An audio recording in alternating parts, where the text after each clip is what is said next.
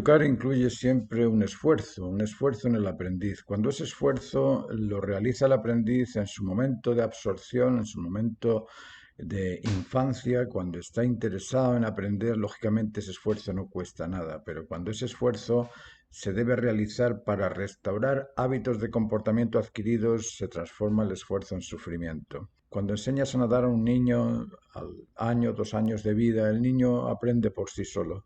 No le cuesta, no sufre, no siente ningún tipo de dolor o de sufrimiento o de malestar. Es para él un juego más y lo aprende. Pero si tienes que enseñar a nadar a una persona con 50, 60 años de edad, el peso del miedo, el peso de un montón de elementos adquiridos hace que o transforma a ese aprendizaje en un sufrimiento más que en un esfuerzo. Pensad en lo que cuesta cambiar a un intolerante, a un arrogante, a un sobreprotector, a un indiferente, a un inoperante, el esfuerzo en cambiar esos hábitos de comportamiento que posiblemente los ha desarrollado durante 20 o 30 años, es muy difícil crear ese cambio en la persona por sí sola o frente a un docente que la oriente. Por lo tanto, tenemos que cuidar la educación en el momento de absorción natural y ese momento en donde el niño absorbe de una forma natural las normas de comportamiento, de convencimiento, de convivencia, ese tiempo es entre 1 y 7 años.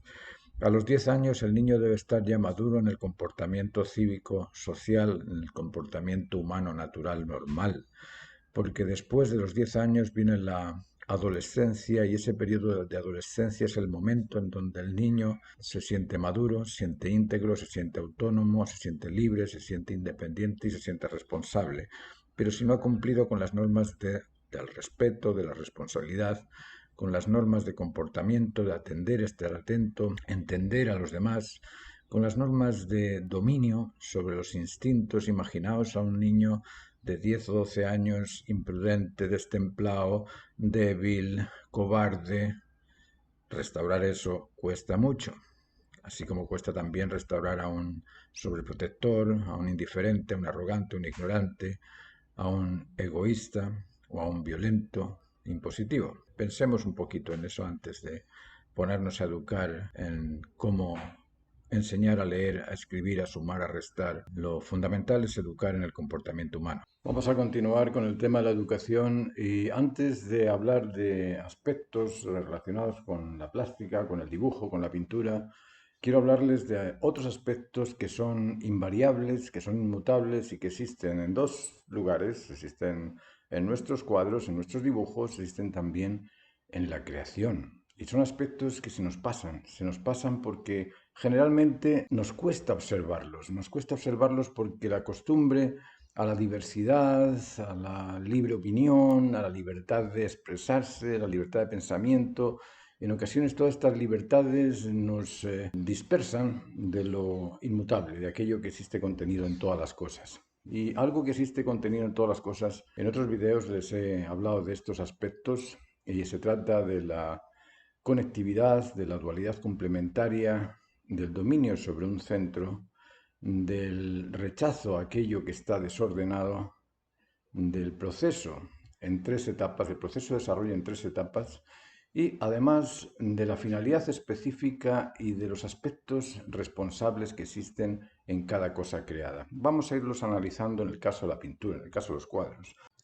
En un cuadro se establece la conectividad de múltiples aspectos. Por un lado, se establece la conectividad entre la idea y la imagen. Se establece la conectividad entre las proporciones que nosotros ponemos en el cuadro y las proporciones reales del objeto que estamos pintando. Se establece la conectividad también entre el autor y su obra. Y se establece también la conectividad entre todos aquellos aspectos que intervienen en el cuadro y la naturaleza del autor. Pero todos estos aspectos que son o que existen conectados en el cuadro no siempre son notorios a la conciencia del autor. Todos estos aspectos que existen conectados en el cuadro son aspectos duales y son aspectos duales complementarios. Igual que en la naturaleza existen aspectos duales complementarios como la valencia positiva, la valencia negativa, como el catión y el anión, como el estambre y el pistilo en las plantas, como el macho y la hembra en los animales, como el hombre y la mujer, son aspectos duales complementarios porque se complementan o se completan los unos a los otros. Nuestro cuerpo completa nuestra mente completa también a nuestro cuerpo. Estos aspectos duales complementarios que existen en la naturaleza existen también en el cuadro. En este cuadro que tengo detrás existen aspectos complementarios en cuanto a que la imagen completa o complementa aquel paisaje que yo he dibujado en este cuadro. Es decir, uno está completando al otro. Y además de estos aspectos duales complementarios, existe un centro que es el atractivo del cuadro, y ese centro que es el atractivo del cuadro es un centro de valor. ¿Por qué me atrae el cuadro? O me atrae porque me beneficia, o me atrae porque me interesa, o me atrae porque disfruto con él. Es decir, hay un valor detrás de esta imagen que me impulsa, que me invita a observarlo, que me invita también a apreciarlo, y eso que me invita a apreciarlo es un valor. Igual que en la naturaleza existe ese mismo valor que conecta estos aspectos duales complementarios y que nos produce esa sensación de belleza, esa sensación de admiración o esa sensación de atractivo.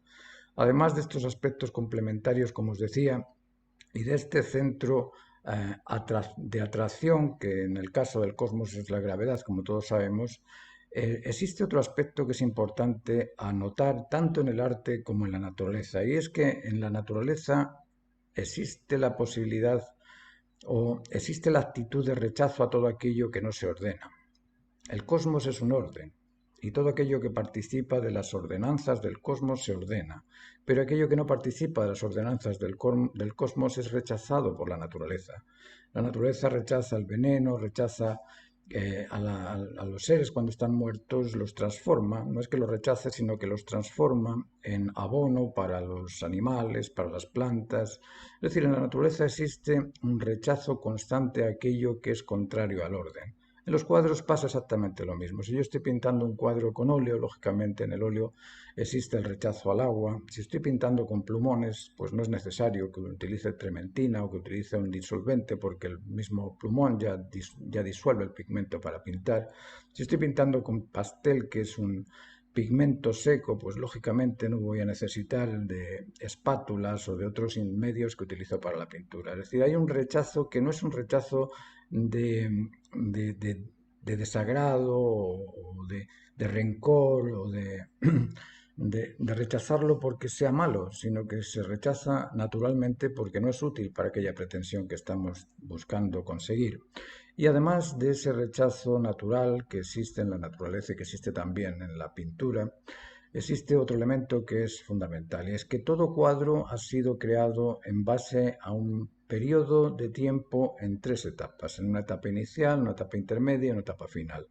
En la creación ocurre exactamente lo mismo. En la naturaleza la semilla crece, tenemos un periodo de formación, de crecimiento y de completación o de cumplimiento de ese fruto que sale de la semilla. Igual que en los seres humanos tenemos un periodo también embrional, un periodo fetal, un periodo después de que nacemos, hay también la infancia, la adultez, el adulto mayor, es decir, existe siempre en todo lo creado un periodo de tiempo que permite realizarlo. Ese periodo de tiempo existe en el cuadro también. Nosotros partimos por un boceto, por una idea, y esa idea la imaginamos y la transformamos en un cuadro. Eso tenemos la etapa inicial de la idea, la etapa previa del boceto, la etapa final de la pintura. Además de esto, tenemos otro aspecto que es importante, y es el darnos cuenta de que cuando yo pinté este cuadro quería pintar este cuadro. Cuando he pintado otros cuadros quería pintar otros cuadros. Esa finalidad específica de la creación existe no solamente en la creación artística, existe también en la creación de la naturaleza. Nosotros sabemos que todas las cosas creadas por la naturaleza son únicas. No hay dos pelos iguales, no hay dos ojos iguales, no hay dos huellas dactilares iguales, es decir, todo se ha creado con unicidad. Y en esa unicidad nos demuestra la existencia de una finalidad específica. Además de la finalidad específica, cuando vemos algo que ha sido creado, que ha sido cumplido, que está completo, en ese cumplirse, ese cumplimiento denota la existencia de una pretensión o de un propósito. Y cuando hablamos de pretensión estamos hablando de una intencionalidad selectiva y poderosa. ¿Por qué es selectiva? Porque pretende esa finalidad específica. ¿Por qué es poderosa? Porque la ha creado. Y si se ha creado ha debido ser intencionada. Luego, toda pretensión ha sido intencionada. Estos aspectos que son tan fundamentales en la vida cotidiana del ser humano generalmente quedan bajo tierra, quedan underground. ¿Por qué? Porque no nos damos cuenta de que están ahí, a pesar de que los observamos todos los días, como tampoco nos damos cuenta de que existe la luz, porque no la vemos, no vemos la luz, pero la luz nos permite ver. Entonces, igual que el pez en el agua, el pez no ve el agua. Si yo le pregunto a un pez, oye, dame los límites del mar, pues lógicamente el pez no tiene cómo hacerlo. Quizá ni siquiera es consciente de que existe en el mar. Es decir, esas cosas que son invisibles, que existen en todas las cosas, que son invariables porque son inmutables, no cambian nunca, están ahí detrás de cada aspecto, no nos llaman la atención porque son profundas y como son profundas nos cuesta trabajo llegar a ubicar cuál es la razón de su existencia. Todos sabemos que la razón es siempre un por y un para. La razón es por algo y la razón es para algo. Pero generalmente identificamos las cosas sin preguntarnos por qué y para qué existen. Simplemente las aceptamos. Nosotros nos quedamos simplemente con la información que nos llega sin evaluarla. Y por eso que en ocasiones nos cuesta mucho profundizar y reconocer las cosas que son constantes e inmanentes, esas razones que son siempre y para todos válidas o siempre y para todos convincentes. Nos cuesta asimilarlas porque en la educación tampoco existe una pretensión de enseñarnos ese tipo de cosas. Generalmente la educación se orienta en aquellos conocimientos academicistas, conocimientos técnicos, conocimientos de literatura, matemáticas, geografía, historia, pero nunca nos educamos en ese buscar lo esencial de las cosas. Si a los niños entre el 1 y 7 años se le dijese que cada cosa que él observa tiene una razón de ser, y esa razón de ser es siempre por y para algo, y que debería encontrar ese por y ese para algo de ese objeto que está estudiando, el niño sería súper inteligente. Y si fuese sincero y encontrase las razones justas en cada cosa, sería una persona bastante inteligente. Luego, nos falta ese ahondar en las cosas. Así es que en esta clase hemos tocado el tema de la conexión, de esa conectividad que existe entre las normas de la naturaleza y las normas de la naturaleza humana, así como las normas que nos permiten crear belleza, que nos permiten pintar, que nos permiten dibujar y expresar nuestras sensaciones, sentimientos, emociones. Os quiero invitar a que forméis parte del grupo de alumnos de las clases online que estoy ofreciendo todos los días durante 45 minutos. Vosotros podéis elegir, el horario es flexible y podéis mandarme un WhatsApp si os interesa participar de este curso de 24 clases durante 3 meses al teléfono 569-8501-5649.